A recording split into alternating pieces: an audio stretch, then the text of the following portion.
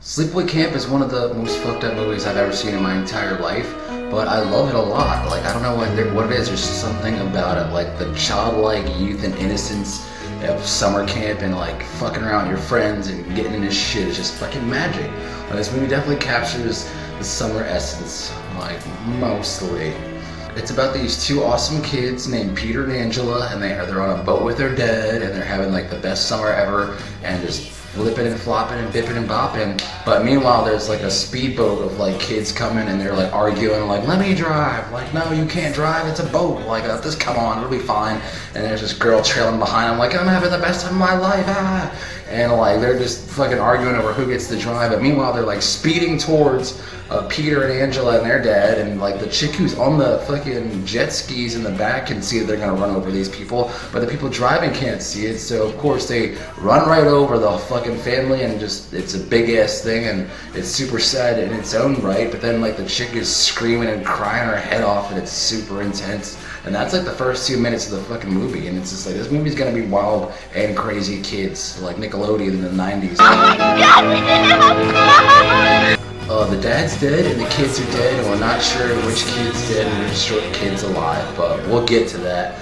It cuts to 8 years later, and it's Peter and Angela and Ricky. Fuck, I just ruined it. It cuts to 8 years later, and it's Angela and Ricky, and like freaking they have this weird ass aunt mom thing that's like just a Stepford wife robot thing, just wanting to dress people up and be all crazy, and just like, I packed you guys a special luncheon. Like, oh, what is it? Like, it's pork chops and liver and onions. It's like, what? How do we eat that? And the mom's like, just eat it. So it's like, that mom is crazy. She sends them off to the camp, and like, of course, like, everything's gonna be fine at this camp. Nothing can possibly go wrong. That's the first thing that's ever gone wrong. They show up at the camp, and there's this fat creeper dude who's just like spying on the kids, like he really wants to like eat their buttholes, and like it's just really not cool. And like all the other cook dudes are right there with him, just like, oh, you're the fucking worst, you.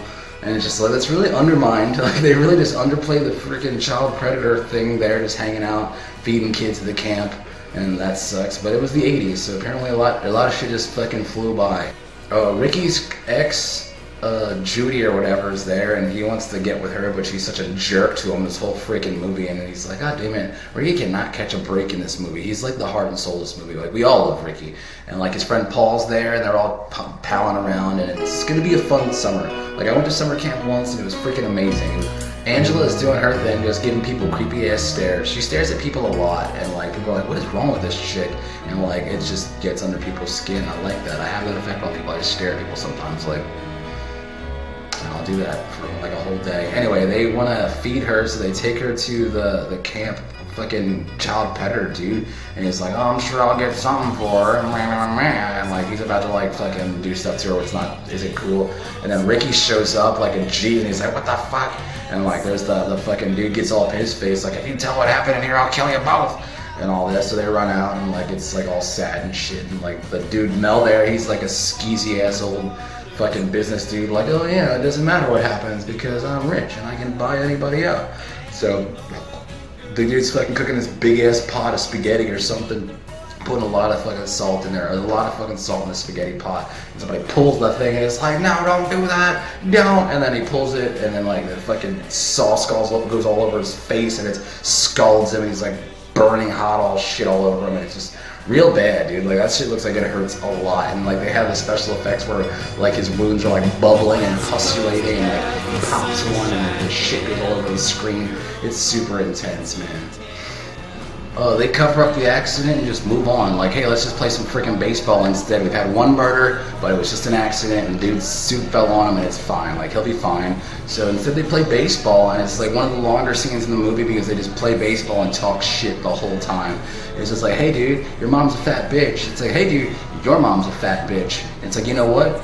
Fuck you. And the other one's just like, you know what, fuck you, dude, I hope you die. It's like, no way, I hope you die. A lot of that. It's just a classic movie, because that's what it's like to be a kid. There's a lot of shit talking when you're a kid. Like, I tell you, there have been times when me and somebody else were talking shit back and forth, we end up throwing hands, and everybody's at school watching and fucking like, oh man, and it's like, fucking people love a good fight.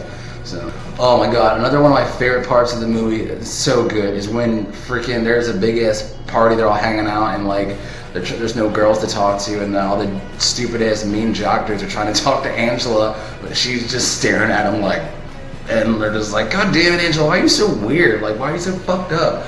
And then like, what the fuck? And they're like making fun of her, and then Ricky waltzes in with his cowboy hat like a fucking badass, and just waltzes in, he's just ready to kick some fucking ass, and he's like, don't fucking mess with my cousins, and then somebody knocks the fucking hat off his head, and there's a big ass dog fight, everybody piles in that shit, and everyone's throwing hands, and everybody's just standing there watching like, ugh, and I'm just like, yeah, I love this fucking movie so much, dude.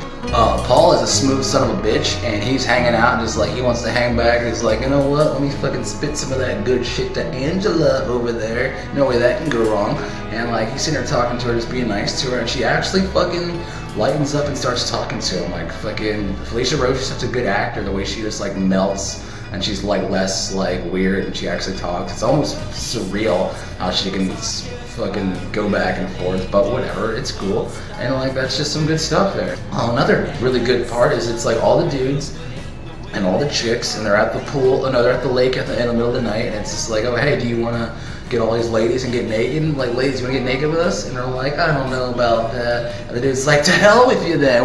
Come on, boys, we're gonna get fucking naked. So they all get fucking butt ass naked together, just the dudes, and they just go skinny dipping together as a gang. And just like, that's some male bonding for your ass, I guess, like for your ass. So yeah, and then like they're all just swimming there, and the dudes are smoking pot, and somehow, some way, they get this chick in a boat, and they're like, oh hey, let's fucking paddle out in the middle of the night for some reason, and just chill here in the darkness, and then the boat falls over because it's a prank, and the dude's like, ha ha ha, this is the best day ever, I'm having a good time under this boat, just doing echoes and shit, and then somebody pops up in the water and fucking kills him, and like, he's dead. The next fucking morning, they actually find the body, and like, the way that, when they unravel his body, it's actually memorable as fuck, because I remember that weird ass, the special effects in this movie are brutal, like, everything in this movie looked like it could have been real, that looked like it could have been a real dead body with a snake coming out of its mouth, and all that. We're just like, oof, that's not good. Angela's warming up to people and all that, but like, those bullet girls still just want to beat her ass, they keep giving her shit and like giving her stuff while she stares at them and all that, and like, Paul like fucking gets one thing to another, and he kisses Angela, and she's like, whoa dude, and she like freaks out and runs off, and it's like, oh man, what the fuck did I do? Judy sees this, and apparently she can't get enough attention of her own because she's a fucking bitch, and she wants to bang Paul. Paul's like, yo, relax. They play this awesome ass prank on the dude Mozart, and just like any one of us would have done, he hops up and he grabs his knife and he chases Ricky around the room saying, I'm gonna freaking kill you, and like, yeah, that's what any one of us would have done. It's like, where's my knife at right now?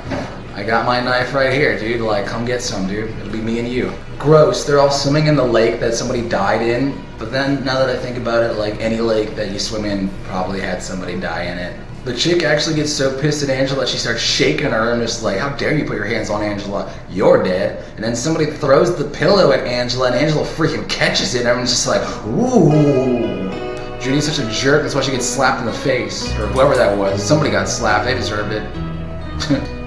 This fucking camp is so brutal. Angela's walking, and a bunch of the jocks are on the roof, and they throw a fucking water balloon, and they hit her in the head with it.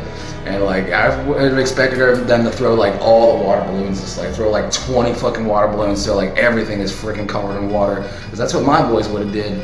But you know, whatever. Ricky shows up like a badass because he's a badass, and he's just like, I'm not like, oh, we're gonna kill every fucking body at this camp. We'll show you. We'll show all of you. Bullying is a serious thing in the 80s, because like, apparently in every 80s movie there's always some asshole bully that gets people killed, and in return they have to get killed. So it's a thing. Summer camps and murders at summer camps must have been a massive thing. There's a ton of movies about summer camp murders. That'd be a good name for a movie. Anyway, fucking the jock dude goes to take a poop by himself, doesn't bring his friends with him, weird, and somebody actually cuts open the screen window and throws a beehive in the fucking window. And like, I guess he was too busy wiping to toss the beehive out or kick it under a different stall or whatever, but like, he gets his fucking butt ate by bees, and not in a good way, and he's freaking dead as fuck, and they show his body covered in bees, and it's so intense. It kind of reminds me of that movie My Girl, when Macaulay Culkin gets killed by bees, and it's super sad, and he needs his glasses because he can't see without his glasses. The three murders really pissed off Mel, and he's got like this Ratchet and Clank ass idea that Ricky did it, so he swears revenge. He's gonna get revenge from Ricky again because Ricky's a badass, and he probably did do it, honestly. Paul kisses Angela again and starts trying to unbutton her shirt and shit, dude. You need to fucking slow down with that shit, dude. Like, goddamn, you can't just go from first base to third base, dude. You need to work your way up to that shit. Have you learned nothing? Anyway, like, fucking Angela freaks out again and has this flashback to of her and her dad and her dad's friend making out and stuff, and them laughing, and then like this weird sequence where it's just like she's in fucking this weird zone of dreams, and she's like, what does this mean? And she runs off, and like Paul's like, oh, come on, blue balls. Then they go fucking run off, and it turns out that Paul is kissing Judy instead of Angela, and fucking Ricky and Angela see this and they're like, yo, what the fuck? This is like some Jersey Shore-esque summer drama, dude. It's just like, fuck, you guys need to keep your shit together, dude. Like, you guys are supposed to be friends. Like, why are you kissing this girl when you should be, like, kissing this girl? Like, god damn it, Paulie. Just like Paula from fucking Jersey Shore, dude. Anybody named Paul is apparently a douchebag. After that, shit gets really crazy. It's just like there's just bullying on bullying and on bullying, and like fucking Mel fights Ricky some more, and Angela's gonna fight Becky. Judy wants to fight Angela. Paul wants to bang Angela and Judy, and it's just like never ending. And there's just one night where there's just a shit ton of murders. It all starts going down like body after body. Jenny wants to bang Mel for some reason. She must be trying to earn that 80-cent raise at Cinnabon. And whatever, because like she's like, let's go on a date, Mel. Like, meet me tonight, Mel. And Mel's like, all right, babe, let's do it. And like, so Jenny's like, I need to take a shower, but there's like a bunch of people in that one shower, and she's like, I'm gonna go shower in the empty bunk. And like, she's like showering up and all that, la-di-di-da-da-da. And then somebody sneaks in there and like stabs her in her freaking butt or her back. I don't know, it could have been any spot, but stabs her somewhere and just like cuts her up in her back, and she's all freaking falling on the floor and dead, and dude's like fucking washing his knife off in the shower water like a freaking psycho. And just like, wow, dude, like, how did he know how can you stab somebody through a freaking wall? Like, why not just step away from the wall? But whatever. Judy is curling her hair in the dark, and like somebody shows up in the doorway, and you can totally tell that it's Ricky because of how short and stubby he is, but he's just got some weird hair and there's like some weird light, and it's just like, what were they doing with this? It's like, you can totally tell it's Ricky, even though it's kind of weird. I don't know what they were doing with this, but anyway, that person sneaks right up to Judy and freaking brutally kills her with a curling iron, and like puts it on her and strangulates her, and her hands are up in the air all crazy, and then it's like, so she's dead. And it's like, good, because she was a fucking jerk, dude. Like, that's what you get for bullying people. Like, I'm sure if any of these kids didn't bully Ricky and Angela, then they probably would still all be alive to this day, 45 years later. Mel finally catches Ricky and beats the hell out of him, and like, it's super sad, and like, I don't want to see Ricky get beat up by anybody. Like, they should have had where Ricky and Mel are just fist fighting for a good 5 minutes. That would have added some shit, so you don't know what would have happened there. Like, what if Mel was the killer? But he's not, because he beats the fuck out of Ricky, and then as he's walking away, he's like, oh no, and he gets shot right in the freaking neck, and it's awesome, dude. Paul meets Angela, and Angela's like, ooh, take off your clothes, daddy, and he's like, oh hell yeah, so he starts taking off his fucking clothes. Meanwhile, the cops find Ricky's body, and they're like, oh, Ricky, are you okay, dude? Ricky, and he's just like, okay. They're like, oh shit, Ricky, thank you for not being dead. And it's just like, oh, like, thank you. And they're like, oh god. So then Ricky's okay. They find all the dead bodies, and at this part it's supposed to be super sad and intense, but all I can notice is that fucking cop's fake ass mustache. If you look at his face, you can tell it's like, it's supposed to be serious, but he's got like this like fucking squirrel tail ass mustache on his face, just make it look like an idiot, but it's serious.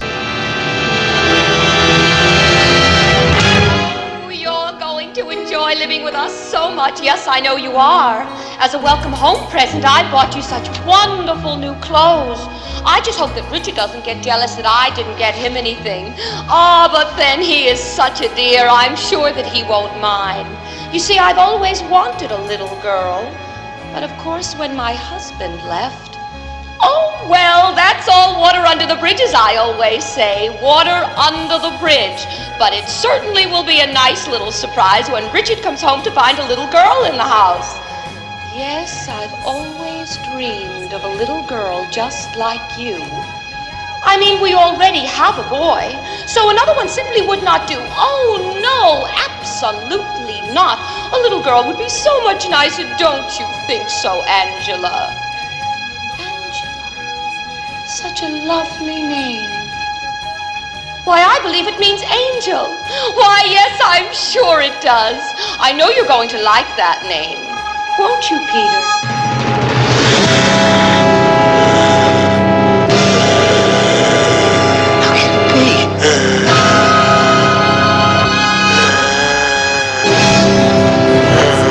God, she's a boy.